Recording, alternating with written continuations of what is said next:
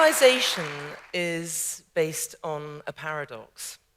Increasingly, more and more of us are living in these places that we still call cities in order to be sociable, in order to benefit from the company of other people and their ideas and all the kinds of networks we've been talking about this morning.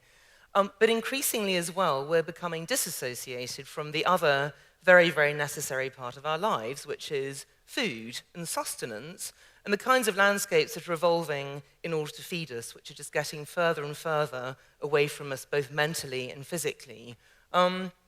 This funny little sort of hourglass-shaped thing I'm going to refer to again in about 17 and a half minutes' time, but it's pretty sort of fundamental to what I'm talking about.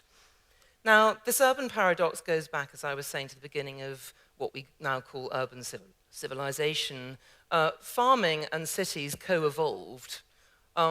In this area here, called the Fertile Crescent, around about 10,000 years ago, people discovered farming a new source of food, which was grain, and they built encampments next to these grass fields in order to benefit from this new source of food. And in fact, cities and agriculture co-evolved.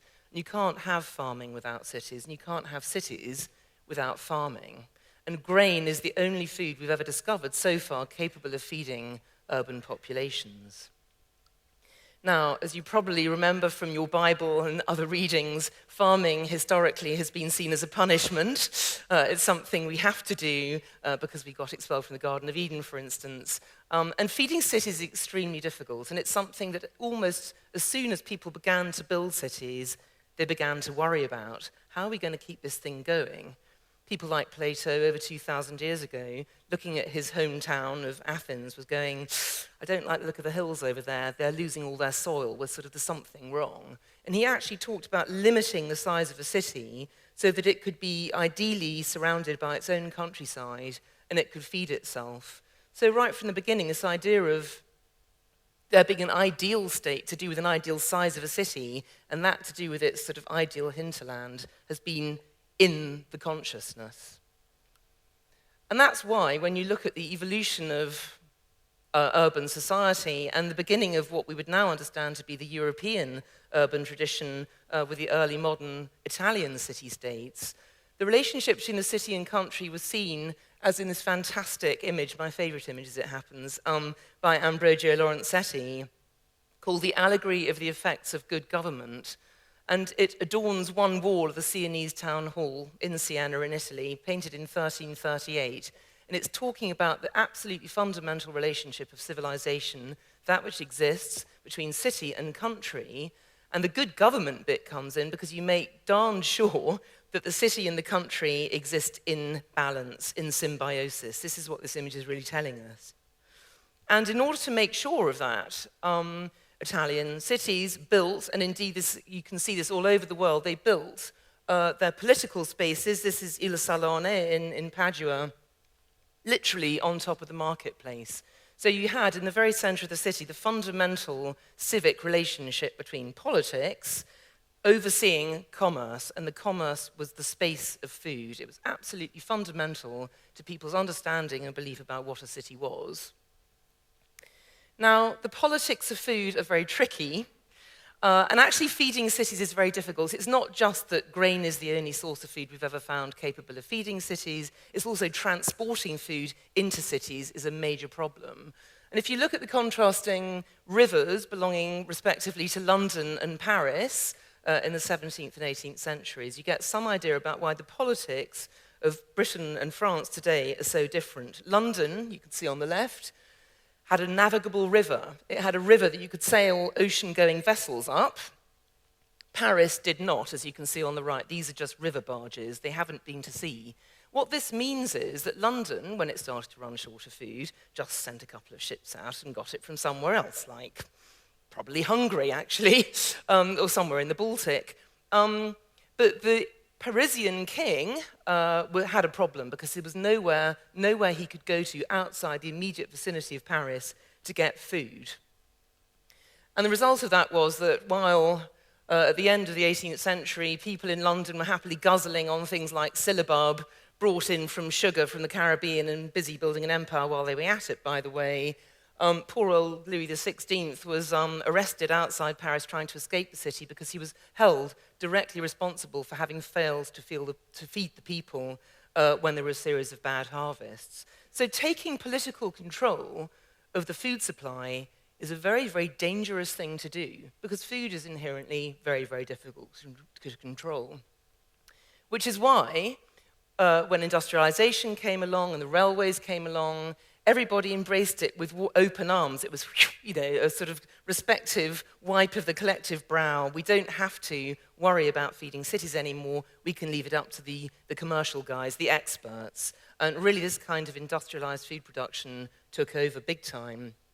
It didn't really get noticed that the way we were starting to feed cities as these large monocultural landscapes were evolving that were feeding the animals, that were feeding the cities, tended to kind of turn what had been good farmland into a desert. That was, if you like, just one of the inconvenient truths that people ignored because they were so sold on the industrial paradigm and so happy not to have to worry about food production anymore. But of course, it wasn't just the landscapes that were being turned into desert by industrial production, it was cities as well. Actually, if you look at this map, it's a very recent map of New York, you can see that food is now moving out of cities. And in fact, because we've left the supply of food up to commercial interest, the food only goes where the money is. If you look at this map, you can see the bottom half of Manhattan's pretty well served, the top half is not. Guess where the money is? So commercial food systems don't feed people, they feed people with money. And what's happened to cities? Well, again, if you look on the left, the Paduan model, politics, commerce, food, sociability, slap bang in the middle of the city. If you look what we've got now, we've actually taken the food out of cities and put it on the edge. We've put it in boxes, called supermarkets, incidentally, and they serve the global food system. And basically, if you want the food, you have to go out to the box and get it yourself. And in fact, I noticed a Tesco opposite this theatre, which worries me intensely, because basically Tesco are the guys designing cities in Britain now. It's coming, it's coming to a place near you soon. Why have we let this happen? Well, we've evolved another myth. We've just been hearing about myths. The myth is that you can have such a thing as cheap food. There is no such thing. The only way you can create the illusion of cheap food is by externalizing the true cost of food. So with industrial food, we have, for instance, a third of global greenhouse gas emissions being produced by industrial food systems, deforestation, the loss of soil, fertility, obesity, a huge number of costs that are external to the food that you buy in the shops. And in fact, there was a study done recently in India that reckoned that if you pay the real cost of a hamburger raised on recently felled rainforest, you should be paying $200 for it and not $2. And of course, as we know, the world is turning into a vast hamburger guzzling globe. Why is this? Because the hamburger was the invention of American mixing, all sorts of cuisines coming into one place, finding each other's sort of special ingredients like chili a little bit offensive, and so inventing a cuisine that had nothing in it but salt, sugar, and fat, and vast quantities, the only flavor enhancers and indeed sort of ways of pleasing ourselves that was offensive to nobody. So this is spreading all over the world, and it's a huge problem. What do we do about it? Well, as I said at the beginning, this is not a new question. Plato was worrying about it over 2,000 years ago. And in fact, the utopian tradition is based on worrying about this problem. How are we going to feed cities in future? Here are a couple of examples. On the left, you've got the garden city idea of Ebenezer Howard. Let's have intense little blobs of urbanity surrounded by farmland and just join them up in a network. And then on the right, you've got Broadacre City, Frank Lloyd Wright's idea that we've got to stop building cities altogether and all go back to farming, just become farmers again. Now, if you look at those, if you place them in a sort of set of possibilities, if you like, you can understand the urban paradox as a kind of distributional problem. So at the top, you've got, let's all be farmers, and let's live in sort of social groups of, say, less than 10. In the middle, you've got, let's have intense blobs of urbanity, say up to 30,000 people, with farmland round, and just join them up. And at the bottom, you've got basically what we're doing now, which is all moving to enormous metropolitan areas with 30 million or so people living in them, and just expecting the food to come in from somewhere else, some vast monocultural blob of productivity somewhere else on the planet. Now, the trouble with that is, what happens is that if you all turn into farmers at the top, you need private helicopters in order to be sociable. In other words, there is no sociability. So that actually doesn't work. The middle shows you that what Ebenezer Howard actually ended up with when he tried to build the Garden City was suburbia, because actually the land reform that he imagined that would create farmland around cities never took place. And at the bottom, as we know, what we're doing at the moment is just turning the world into a hamburger. And the problem is, as I've indicated at the bottom, that Utopia doesn't exist. However, what demonstrably does exist is Sitopia, a place that we live in that is shaped by food. And my belief is if we understand how powerfully food shapes our lives, we can actually take food and make it a really, really powerful tool to shape the world better.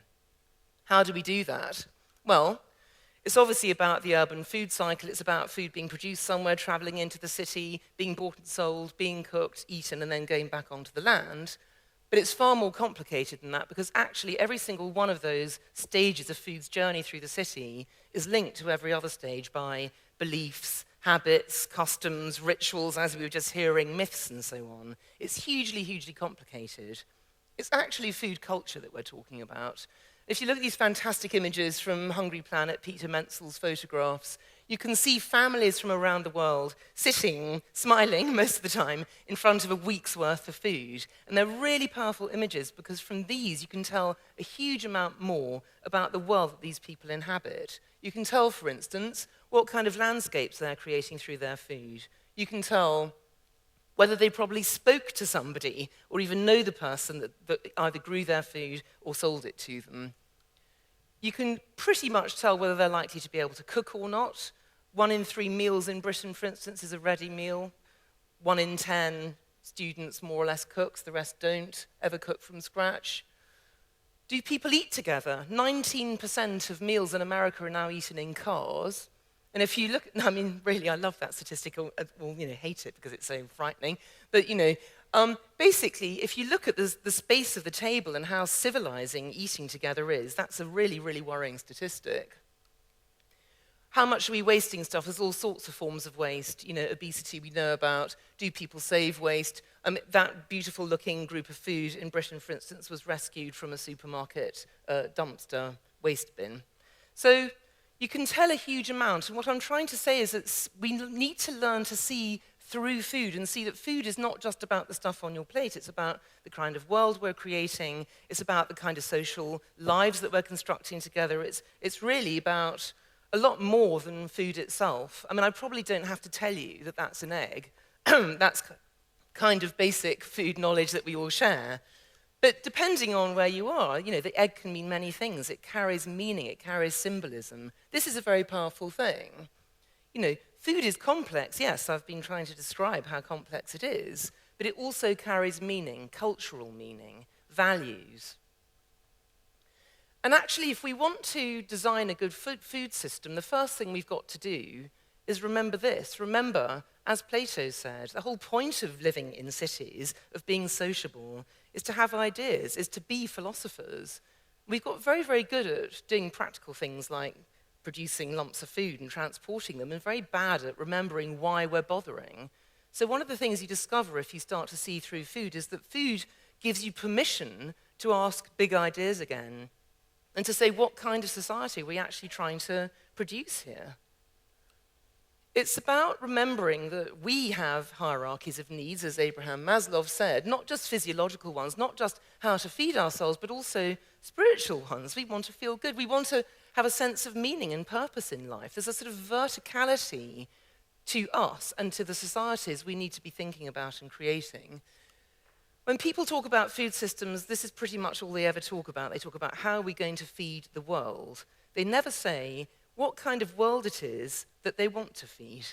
So they've got it the wrong way around. Now, I'm going to propose that since food shapes our lives, we need to think through it. It's not just seeing food, it's seeing the world through food. And I think we need something I'm currently calling a Sitopia matrix. It sounds complicated, but it isn't. What it really means is that if you look at the apparent dilemmas that we face, and there are many, many of them, everything is paradoxical in life. Do we feed the world? Do we farm by monocultural production? Or do we have small-scale people, working on the land? Do we have enormous blobby metropolitan areas, or do we all go back to being farmers? How do we trade? What should we eat? These are enormous dilemmas that we're all facing every day, and they're very, very important in terms of the longevity of the planet, let alone our own well-being. How do you sort through all of those dilemmas? Well, the thing is, what you do is, to start off with, you recognize that all of those apparent paradoxes or dilemmas are the wrong question. If they're seen in isolation, they're wrong. You have to connect them all and see that they're all part of the same question. So that is the wrong question, how should we feed the world? The right question is, which of those food systems fed through your Sitopia matrix ends up giving you the good life that you're trying to create?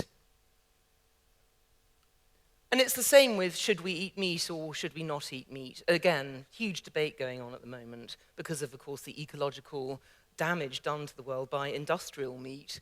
Well, feed it through the sieve.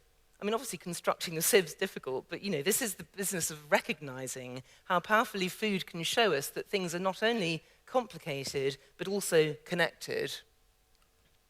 Because food values are life values. When you talk about food, you're talking about life. And you're talking about the kind of spaces and the kind of world and the kind of society that you're creating every time you talk about food, which means you can use food as a tool to see things that are indeed complex, but you can see them in beautiful color, and you can smell them, you can taste them, and you can share them. They're very, very palpable. That's the power of food. Now, people very often say to me, well, what does Sitopia look like? Does it look like this? Does it look like, a city with farms on top? And I often go, well, no, it doesn't look like that, because this is the urban paradox that I'm talking about. You cannot put farms on top of cities, because otherwise, well, basically there's no space, that you're trying to have two things coexisting. Yes, you can grow food in cities, that's different. You can grow certain kinds of food, but you certainly can't feed the entire city from the city, or it wouldn't be the city anymore, it would be a farm. And the way you discover that is simply by doing a bit of maths and looking at, how many 30-story high buildings, 100 meters by 100 meters it would take to feed London. It just doesn't add up. My vision of Sitopia is that through food we can understand how we all share the same question, and we need all to collaborate in working out not just how we're going to feed the world, but how we're going to make a better world through our food values. That hourglass thing I showed you at the beginning, that is about consolidation in the food system. It's about a tiny number of supermarket buyers controlling what should be an extremely complex process. And if you look on the right, Christopher Alexander's famous essay, A City is Not a Tree, he's basically saying we can't design society like this, having lots of producers and lots of consumers joined by just a few people. In fact, if you look at it in terms of politics, you're talking about power.